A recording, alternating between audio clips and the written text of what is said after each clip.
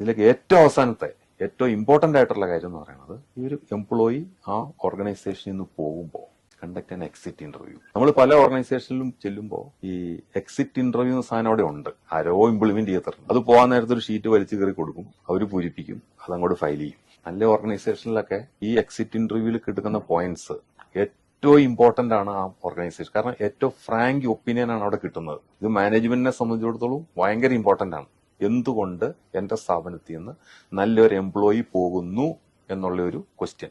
അത് top management ശരിക്കും sincere നല്ല top management that will heart dum. Why should they leave? Successful ആയിട്ട് global വളർന്നിട്ടുള്ള സ്ഥാപനങ്ങളുടെയൊക്കെ ഫൗണ്ടേഴ്സിന്റെ ഒക്കെ ബുക്കൊക്കെ വായിച്ചു നോക്കിയാൽ മനസ്സിലാവും ഹൗ ദാറ്റ് വിൽ അവരെ എങ്ങനെയാണത് അഫക്ട് ചെയ്യണമെന്ന്. ഒരു നല്ല എംപ്ലോയീസ് കാരണം നഷ്ടപ്പെടാൻ പാടില്ല നല്ല എംപ്ലോയീസിന്. അപ്പൊ ഇതൊരു ലെസൺ ആയിട്ട് എടുത്തുകൊണ്ട് അതിന് കറക്ഷൻസ് വരത്തക്ക രീതിയിലുള്ള ഒരു മാനേജ്മെന്റ് അവിടെ ഇല്ല എങ്കിൽ ഈ എക്സിറ്റ് ഇന്റർവ്യൂ കൊണ്ട് പ്രയോജനമില്ല. അതുകൊണ്ടാണ് ഞാൻ ആദ്യം പറഞ്ഞത് മുകളിലിരിക്കുന്ന ആൾക്കത് മനസ്സിലായില്ലെങ്കിൽ ഇത് ഫയൽ ചെയ്യാനേ പോകും. അങ്ങനെയാണ് ഈ ഓർഗനൈസേഷന്റെ റെപ്യൂട്ടേഷനെ അഫക്ട് ചെയ്യുന്നത്.